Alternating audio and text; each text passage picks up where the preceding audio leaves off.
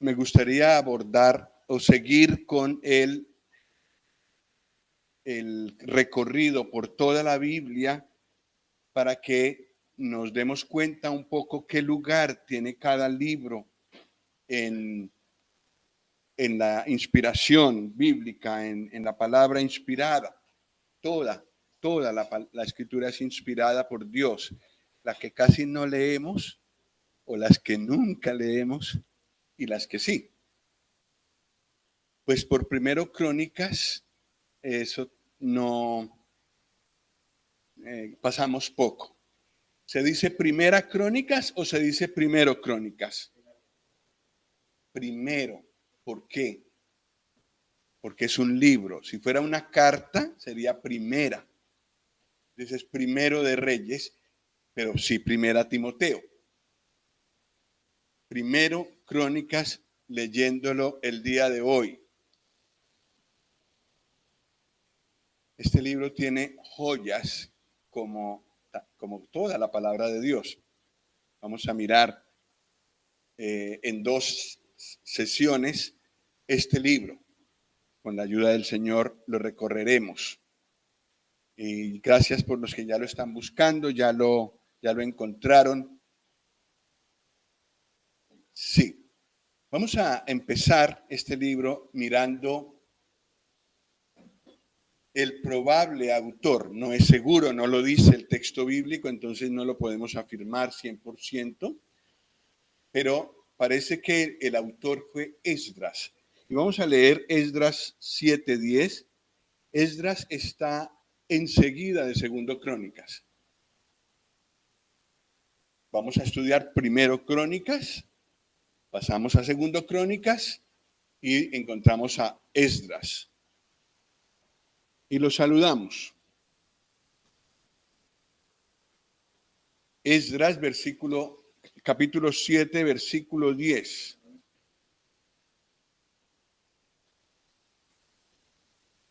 Y ustedes me van a decir si esta es una persona adecuada para escribir un libro bíblico. Versículo 10.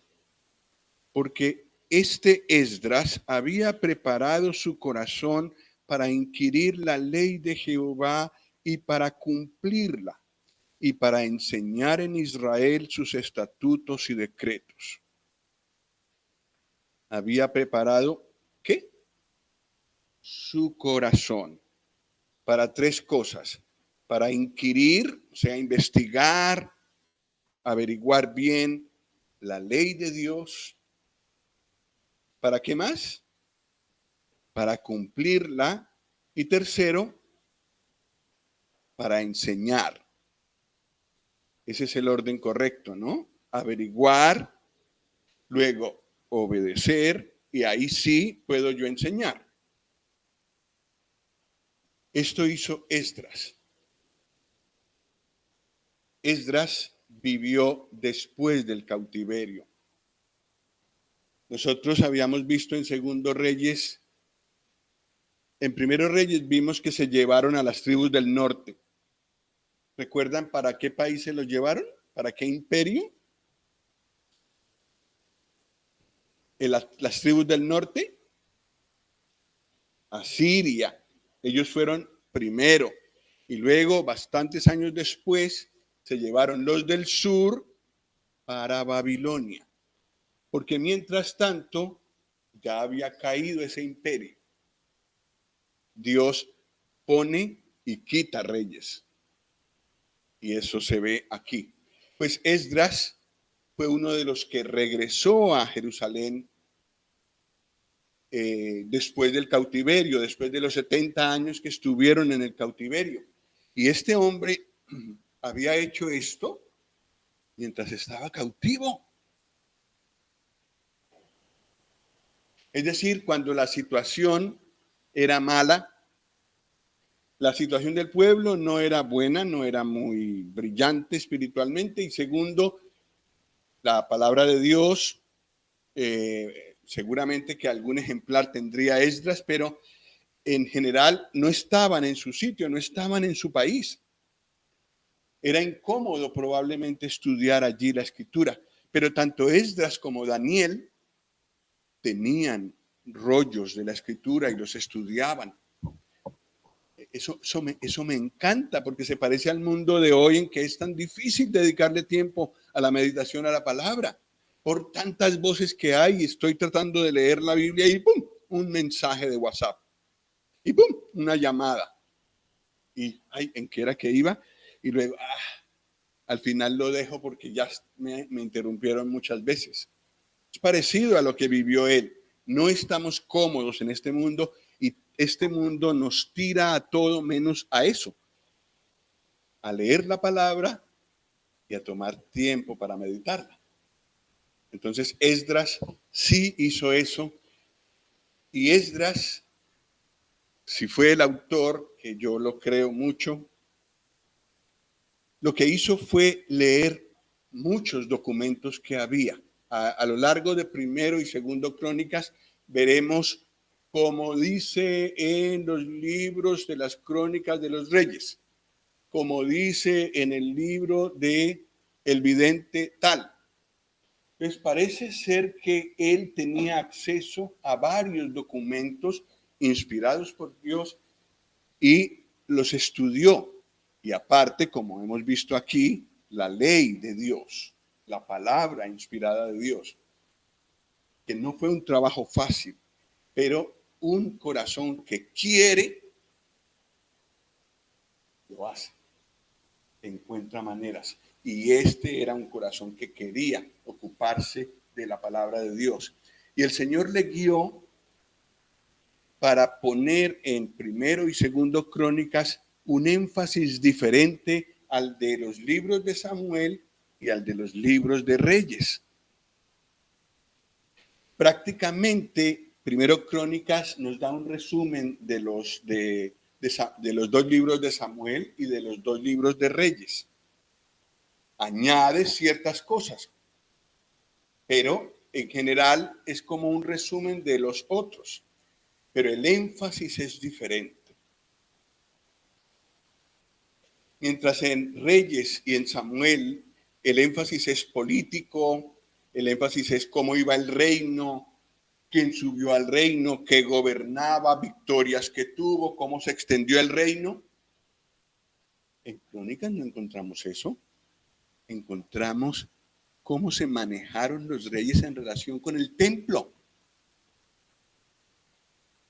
Entonces el énfasis de este libro es espiritual, en contraste con Primero y Segundo Samuel y Primero y Segundo de Reyes, que describen la historia de Israel desde el punto de vista humano. Esdras, si fue el autor de Primero Crónicas y de Segundo Crónicas, nos hablará desde el punto de vista de Dios. Los otros nos presentan la cosa desde el punto de vista humano. Sí, el énfasis es en lo espiritual.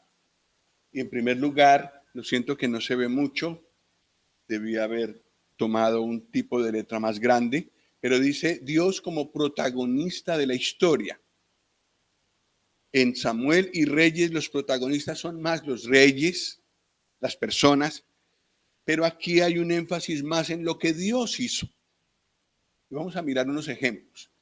La muerte de Saúl, por ejemplo, en Primero Crónicas 10.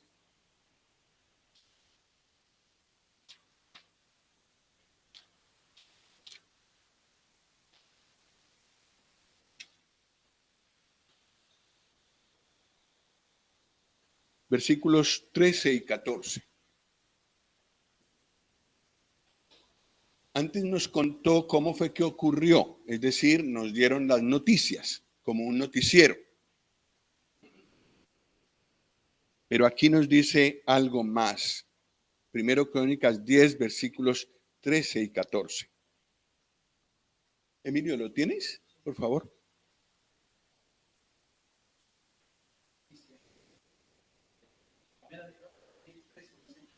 Así murió Saúl prevaricó contra Jehová, contra la palabra de Jehová, la cual no guardó, y porque consultó a una adivina, y no consultó a Jehová. Por esta causa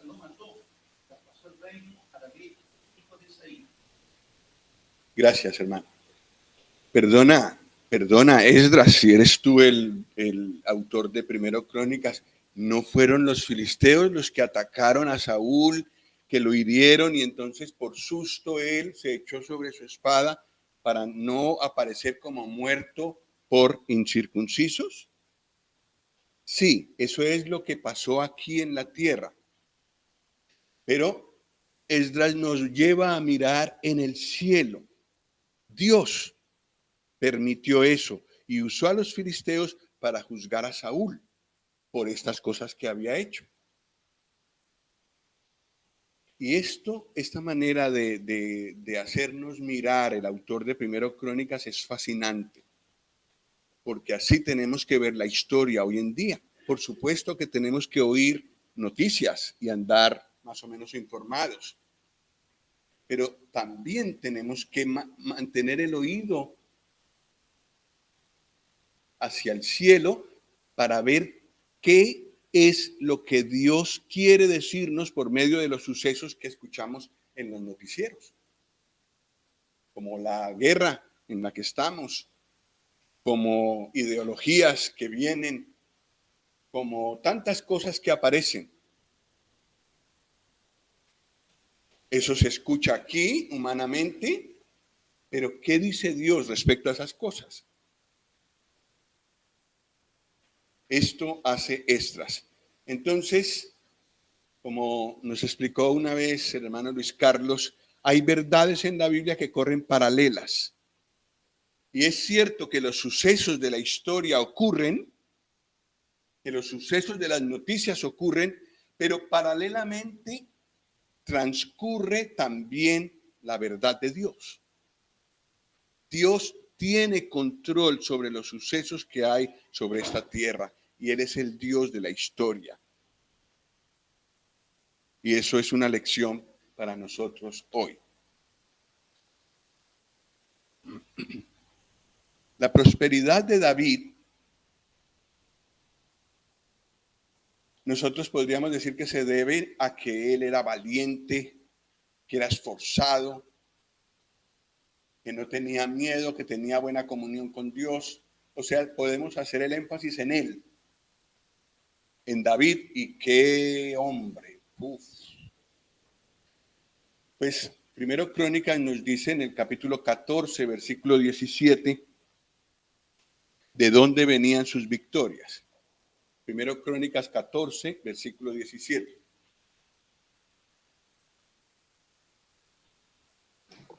¿Lo tienes, Jauma?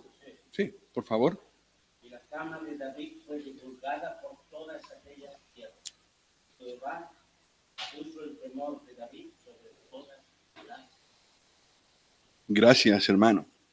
¿Y nos puedes leer también el 18:6?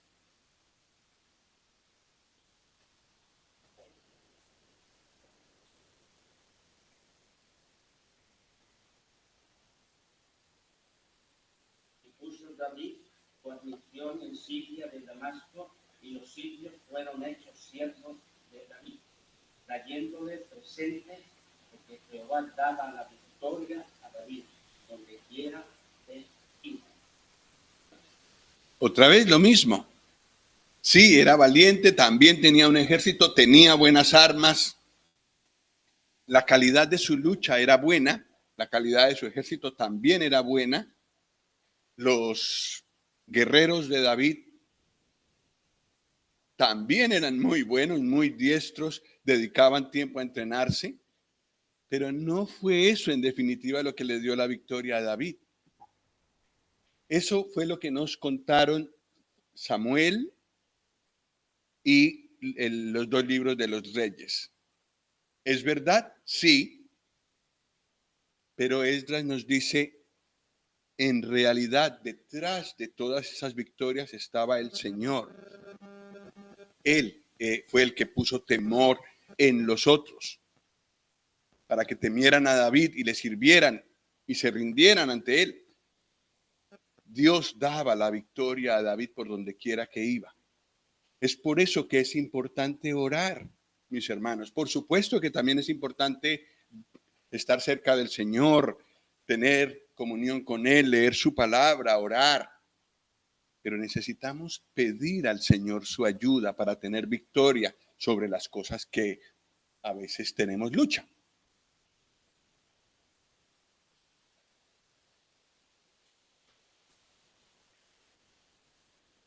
En Primero Crónicas, en el capítulo 29, hay una porción sublime que habla de esto. El gran protagonista de la historia no es el hombre, es Dios.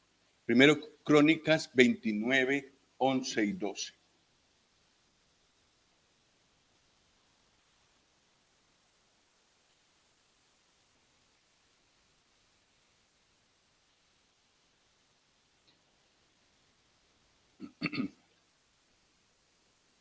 En la revista que está en preparación, que ya pronto aparecerá en papel también y que ya está disponible por internet, por PDF, están estos versículos con música. No tiene pierde. Dice así, Primero Crónicas 29, 11 y 12. Lo leemos todos juntos, por favor. 1, 2, 3. Tuya es, oh Jehová, la magnificencia y el poder, la gloria, la victoria y el honor, porque todas las cosas que están en los cielos y en la tierra son tuyas. Tuyo, oh Jehová, es el reino y tú eres excelso sobre todos. Las riquezas y la gloria proceden de ti, y tú dominas sobre todo. En tu mano está la fuerza y el poder, y en tu mano el hacer grande y el dar poder a todos.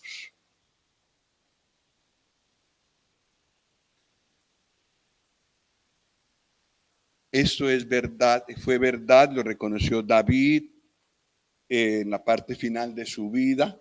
Había conocido a Dios durante toda su vida y tal vez a mi edad o un poco mayor, dijo estas palabras como alguien que tiene experiencia y que ha visto a Dios actuar.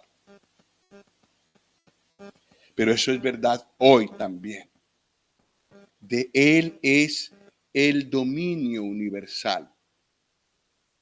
Las cosas que Él permite y que ocurren y que nos preocupan, Él las permite por una razón, pero su plan maestro, su plan principal sigue adelante y se cumplirá. Y a nosotros nos es concedido el privilegio de participar con Él en sus propósitos, por su gracia. Pero sin mí o conmigo, Él los hubiera cumplido igual. Lo que pasa es que en su amor me quiso participar de esta bendición. Pero esta proclamación que hemos visto es como el resumen de todo el espíritu de Primero Crónicas y Segundo Crónicas. De Dios es el poder. De Dios es el gobierno, de Dios es la soberanía. Y ni el más poderoso de los hombres puede cambiar sus propósitos.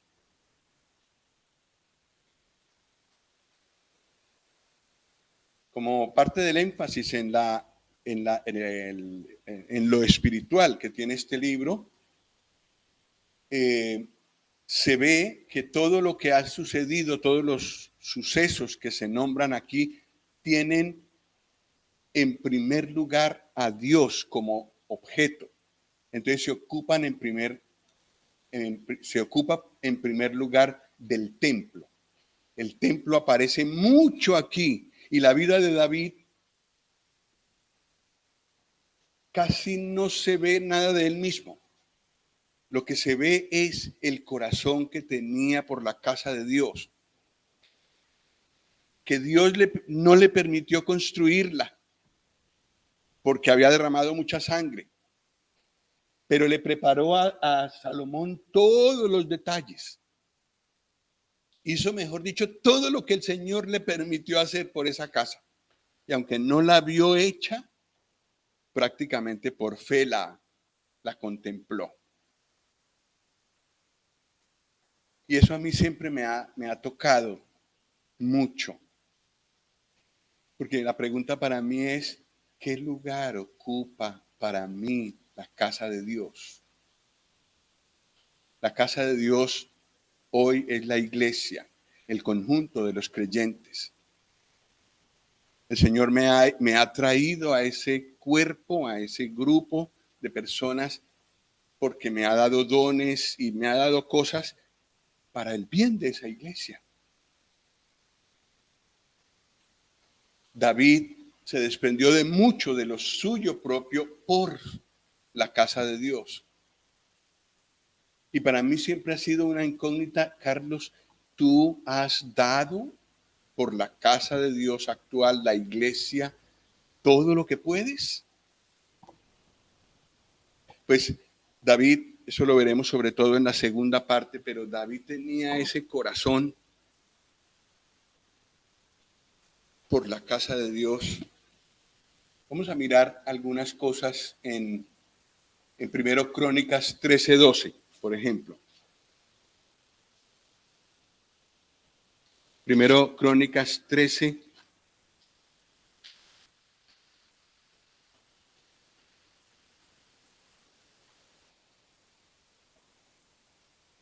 Versículo 12. Todavía no había templo. ¿Y qué dice el versículo 12? ¿Edwin lo tiene? Sí. Y David temió a Dios aquel día y dijo, ¿cómo he de traer a mi casa el arca de Dios? ¿A dónde la quería traer? A su casa. Se había construido una casa muy lujosa y quería allí darle un lugar muy importante al arca, que era como la presencia de Dios en aquel momento. Hermano, ¿nos puedes leer también el 15:1?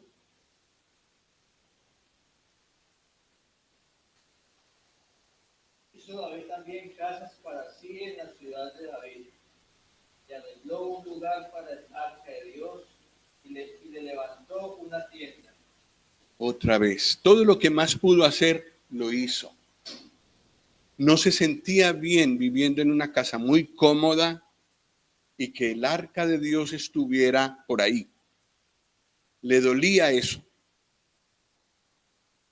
El Señor no le concedió edificar el templo, pero hubiera querido con todo su corazón.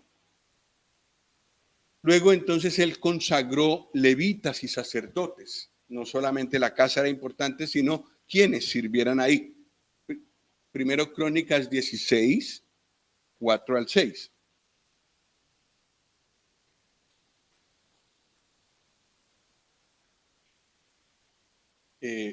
Josué, tiene, por favor. Primero Crónicas 16, 4 al 6.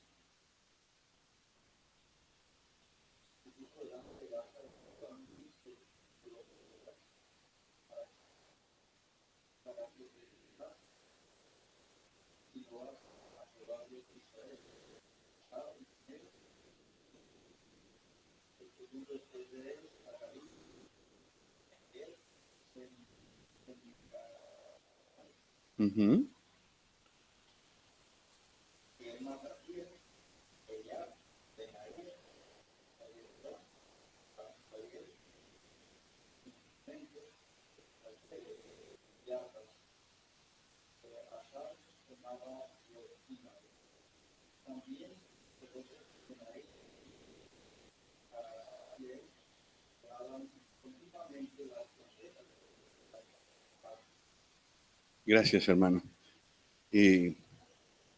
Eso parece un trabalenguas, ¿no? Son nombres muy raros, pero el punto principal de esta sección es David, sin tener templo todavía, sino habiendo hecho una tienda para el arca de Dios, personas que ministraran de tiempo completo a Dios para recordar confesar y alabar a Dios. Primero los derechos de Dios.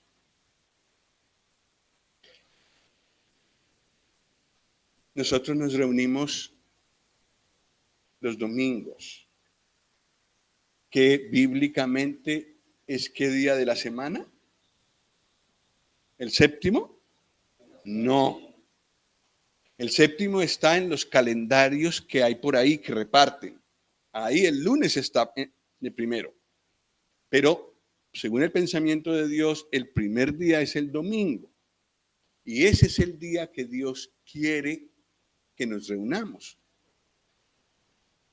Es decir, que Esdras, o el autor de Primero Crónicas, nos diría: hermanos del siglo XXI, de la calle Reurroya, número 40, primero los derechos de Dios. De la semana, el primer día para Él.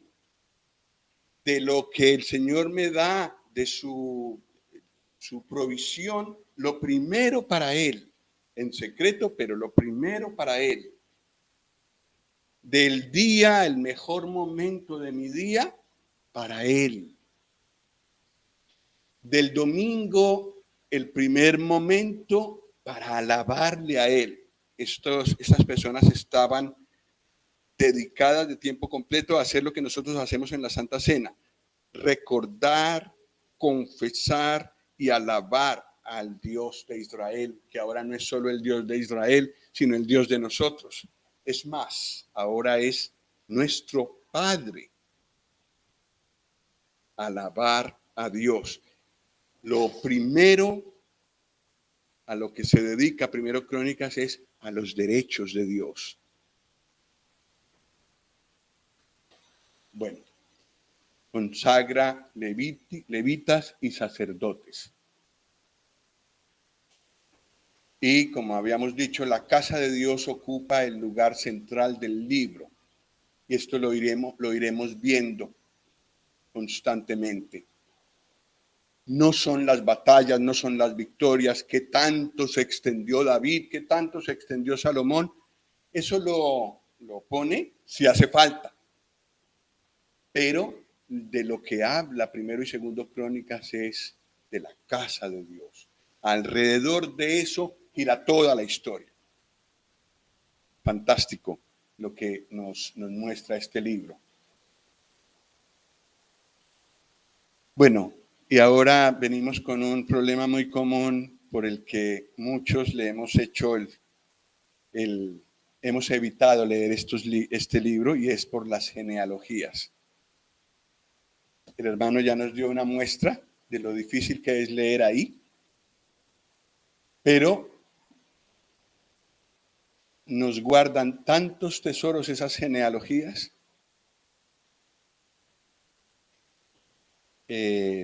Muchos tesoros, y yo he tenido suficiente para escribir como medio año, una vez a la semana, sobre estas genealogías. Tenía suficiente para decir cada vez en forma nueva.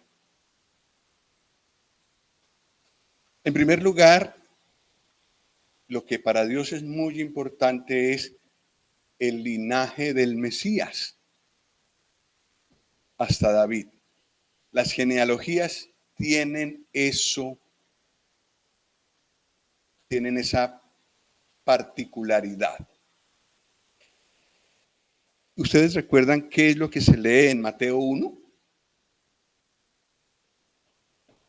La genealogía del Señor, nombres y nombres y nombres y nombres. Pero es la genealogía del Señor Jesús hasta cuando Él vino. Y nació para demostrar que vino de Abraham y que vino de David. Pero llegamos a Él. Muy importante para Dios mostrar quién era su Hijo desde el punto de vista humano. Después también mostró cómo era Él desde el punto de vista divino. Pero el linaje del Mesías está allí. Y uno de los documentos que debió tener Mateo a la mano para hacer su evangelio fue Primero Crónicas. Antes de leer esto, me gustaría volver a mostrar este hilo. Representa toda la revelación bíblica, Génesis, Apocalipsis. Nosotros estamos como por aquí, primero Crónicas, pero en todos los libros del Antiguo Testamento que hemos visto y el que estamos viendo ahora, ¿será posible? ¿Puedes pasar acá y decirme, Edwin, qué ves?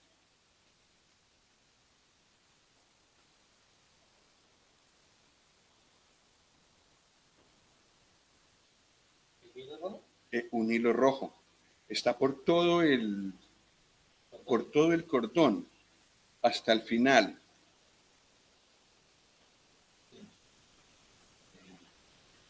¿Sí? Testigos. Él es testigo. Del principio al final en la revelación bíblica está el linaje y también profecías, palabras, anuncios acerca del Señor Jesús, el Mesías. Entonces, si abrimos por primero Crónicas, pues encontramos el hilo rojo. Vamos a ver algunos versículos que lo muestran. Primero Crónicas 1.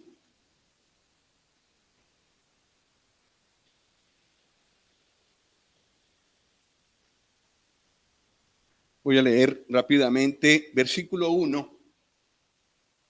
Adad, Set, Enos, Cainán, Maalaleel, Jared, Enoc, Matusalén, Lamec, Noé, Sem, Cam y Jafet. En 4 versículos muy cortos está resumido están resumidos los primeros capítulos de Génesis. Pero perdona, ¿Adán no tuvo también a Abel? ¿No tuvo también a Caín? ¿Dónde están? No tuvieron, bueno, Abel sí, pero murió, no pudo dejar descendencia, pero Caín no pudo, por la vida que vivió, estar incluido en esta genealogía. Como hoy en día, el que no quiere tener nada que ver con el Señor Jesús, aquí, pues tampoco tendrá que ver nada con él por la eternidad. Lo mismo. Bueno, luego en el versículo 4 se nombran los 3 hijos de Noé. ¿Cuáles eran? Sem, Cam y Jafet. Pero ¿cuál nos interesa para el linaje del Mesías? Sem. Entonces, en el versículo 17 dice: los hijos de Sem, Elam, Asur, Arfaxad, Lut, Aram, Us, Ul, Heter y Mesec.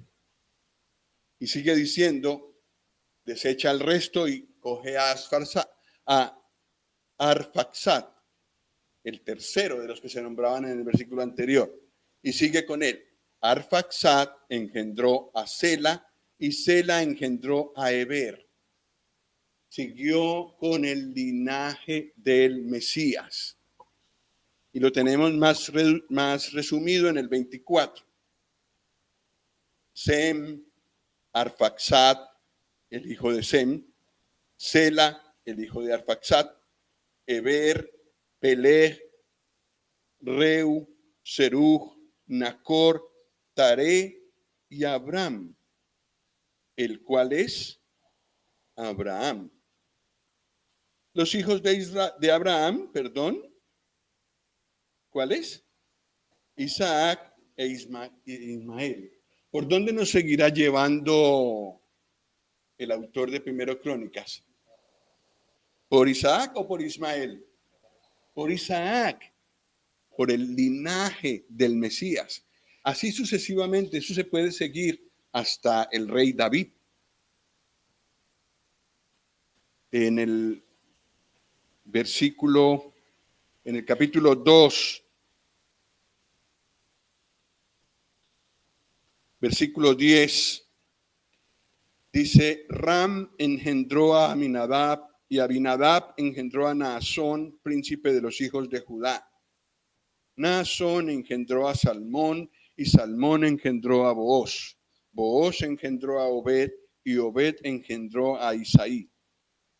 E Isaí engendró sus hijos, versículo 15, el sexto se llamaba Osem, el séptimo David, etcétera. Llegamos hasta David, desde Adán hasta David.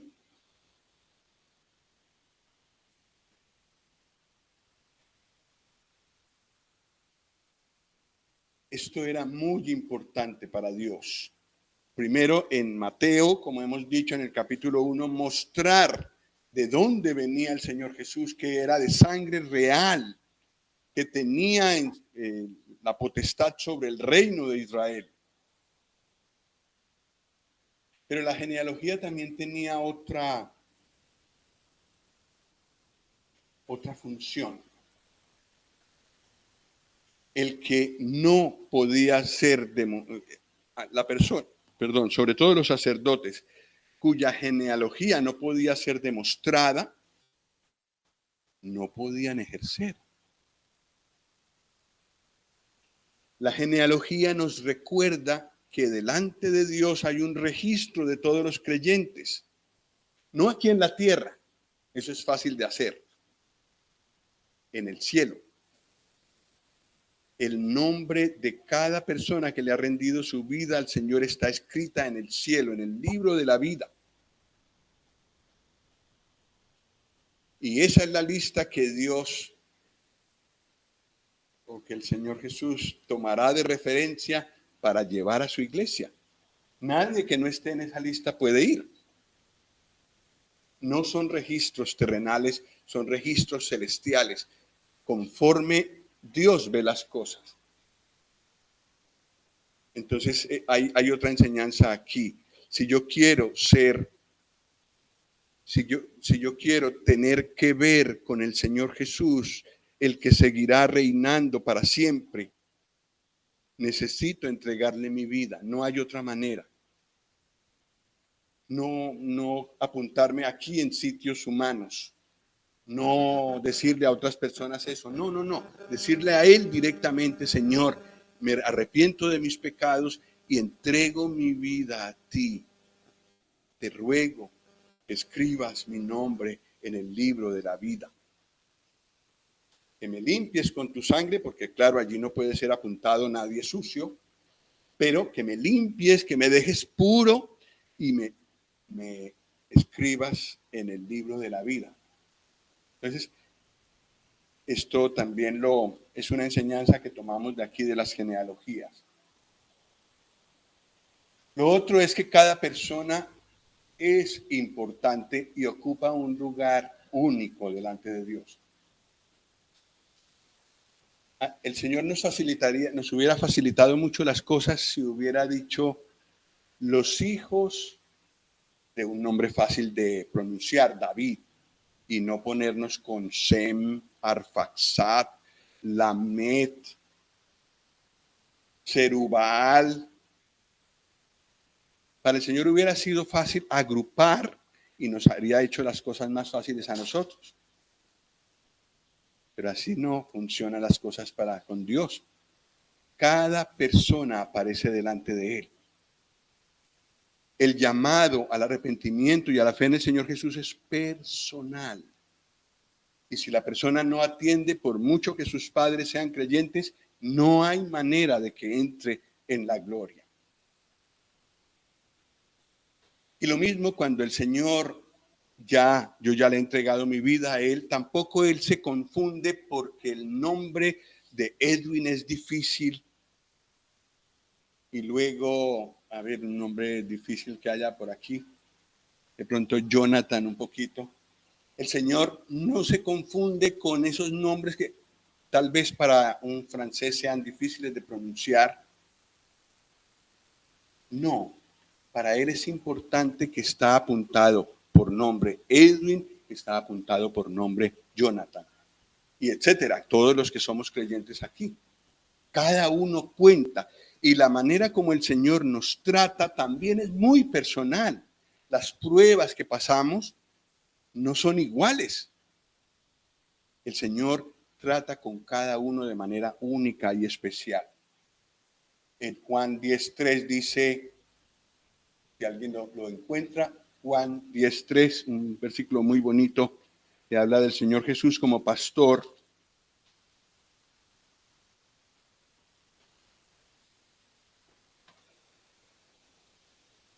Sí. A este abre el portero, las ovejas oyen su voz, y a sus ovejas llama por nombre, las saca. Eso es impresionante. ¿Cuánto tiempo se le va al Señor haciendo eso? Pero no menciona por grupos, no los agrupa por nombre. En Isaías 40 dice que el Señor le tiene nombre a todas las estrellas. El hombre no ha podido descubrirlas todas, pero el Señor ya las tiene todas delante de sus ojos y les puso nombre. Y las saca por la noche. Eso dice Isaías 40. Pues mucho más valiosos que las estrellas somos los creyentes. Las estrellas, a mi entender, tan hermosas como son, el cielo que vemos y las tierras que vemos pasarán. Y habrá nuevos cielos y nueva tierra. Pero los creyentes no pasarán. No pasarán. La vieja vida de cada uno de ellos ya pasó, es verdad. Pero ahora son nuevas criaturas.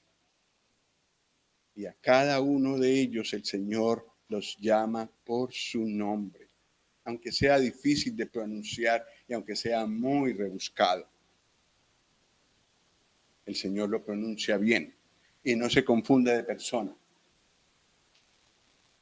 El Señor conoce a los que son suyos. Eso lo dice en 2 Timoteo 2:19. No lo vamos a leer, pero dice, conoce el Señor a los que son suyos. Y apártese de iniquidad todo aquel que invoca el nombre de Cristo. Conoce el Señor a los que son suyos. Eso es muy alentador cuando se ve tanta confusión en el mundo que se llama cristiano, que como que hay de todo, los que son y los que no son ahí. Y pero ¿cómo se disciernen? Sí, para nosotros eso es un problema, pero para Dios no. El Señor los conoce, conoce a los que son suyos. Otra cosa que es interesante en las genealogías es cómo el Señor da recompensas personales. Aunque hay muchos nombres, el Señor se fija en ciertas personas y de ellas hablan. Por ejemplo, 1 Crónicas 4, 9 y 10.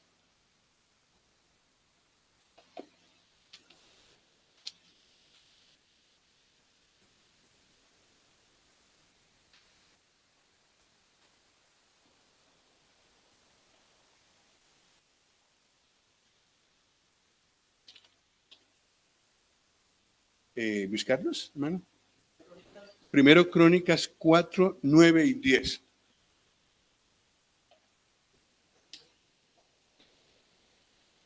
Jabes fue más ilustre que sus hermanos, al cual su madre llamó Jabes, diciendo, por cuanto lo di a luz en dolor.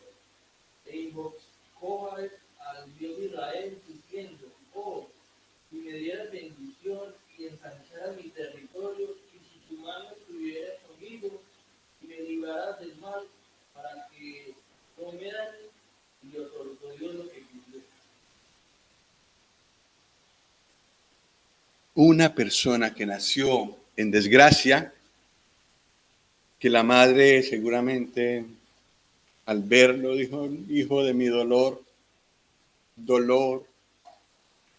y a lo mejor le dijo varias veces, me has traído mucho dolor a mi vida. Puede ser, no lo dice la Biblia. Pero conoce al Dios de Israel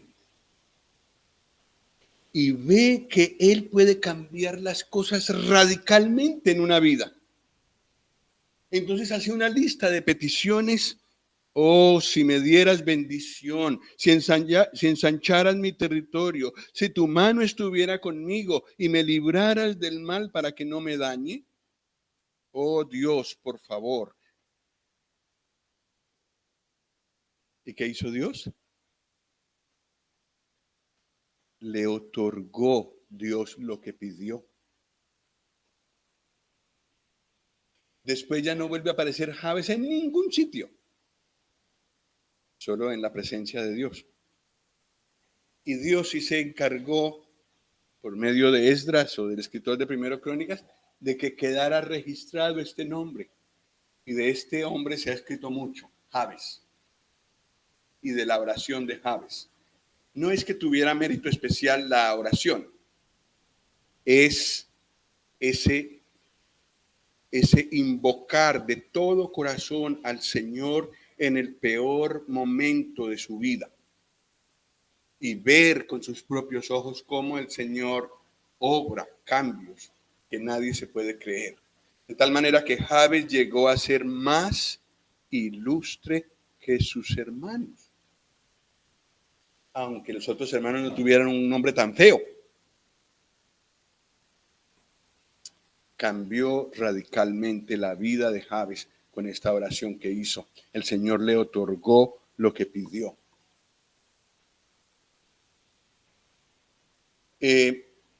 Abajo en el versículo 23 habla de los hijos de Sela, es decir, descendientes de la tribu de Judá. Dice en el 23, estos eran alfareros y moraban en medio de plantíos y cercados. Pronunciado mal. Estos eran alfareros y moraban en medio de plantíos y cercados. Moraban allá con el rey, ocupados en su servicio. Esos nombres son difíciles de pronunciar. Leca, Laada, Maresa, Bet Asbea, Coseba. Pero eran alfareros y moraban en medio de plantíos y cercados. Moraban allá con el rey, ocupados en su servicio. Ese es un precioso versículo para terminar esta meditación. Aunque difíciles los nombres para pronunciar para nosotros, aunque difícil volverlos a encontrar en otro lugar de la Escritura, aquí quedan con un diploma de honor. Eran alfareros, tenían una profesión muy diciente para Dios. El alfarero hacía objetos de barro, como Dios hace de nuestras vidas. Y también tenían plantíos y cercados, que mostraba que eran trabajadores. Pero la cumbre de todas las cosas buenas que se dice de los hijos de Sela es que moraban allí con el rey, ocupados en su servicio. Eso equivale a decir hoy de alguno de nosotros, vivía muy cerca del Señor en su comunión con Él y buscaban servirle. En la comunión con Él descubrían en qué servirle y le servían. Y allí se mantenían, allí vivían, no era que visitaban una vez al año en vacaciones, vivían allí. Pues que el Señor nos ayude, porque los nombres de nosotros también aparecen hoy delante del Señor, cada uno en particular. Y también al lado de lo que nosotros, de nuestros nombres, está lo que ha pasado con nuestras vidas. Si somos creyentes, se podrá ver que todos nuestros pecados fueron borrados. Y se verá todo lo que estamos haciendo para que cuando llegue el momento nos encontremos en el tribunal de Cristo con todas esas cosas. No tenemos que irlas escribiendo nosotros. En el arrebatamiento todo eso se quedará aquí. Es el Señor el que los escribe. Pues que lo que se escriba de nosotros sea grato delante de Él. Vamos a orar. Hermano Edwin, ¿nos podrías dirigir en una oración?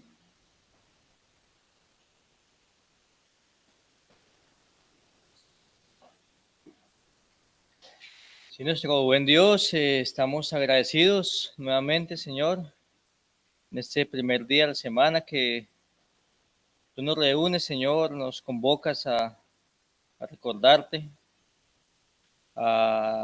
Señor, que tu amor por nosotros es infinito, y, Señor, al punto de dar a tu Hijo como pastor para nosotros, Señor. Gracias por este regalo tan precioso. Gracias, Señor, por la bendición de ser parte, de llamarnos hijos tuyos. Qué privilegio, qué honor. Queremos encomendar esta semana en tus manos, Señor, nuestros hogares, nuestros lugares de trabajo. Señor, ayúdanos a alabar tu nombre en cada situación, Señor, a honrarte con nuestros actos, con nuestras palabras. Señor, a marcar diferencias, Señor, a mostrarte a ti, Señor, con nuestro comportamiento. Pero para ello, Señor, ayúdanos primero a mirarte a ti en todo momento, a buscarte a ti en oración, a alimentarnos con tu palabra, que cada momento que podamos, Señor, ir a ti, Señor, Señor, danos ese sentir, Señor, y que tu Espíritu Santo nos guíe, Señor, a meditar de tu palabra y a buscarte a ti en intimidad, en oración, Señor. Agradecemos también por tu palabra, Señor, que fue presentada en esta mañana por nuestros hermanos que se preocupan, Señor, por apacentar sus ovejas, Señor, por llevar este alimento a tu iglesia. También te pedimos por los niños que hayan tenido en este día una clase, un mensaje, Señor, y que hayan llegado a sus corazones. Que tu palabra no vuelve vacía, Señor. Oramos y te damos muchas gracias y nos quedamos en el nombre de tu Hijo, el Señor Jesucristo. Y encomendamos también el momento y la cena, el compartir que viene a continuación. En la mano de tu Hijo, el Señor Jesucristo, nos quedamos. Amén. Amén.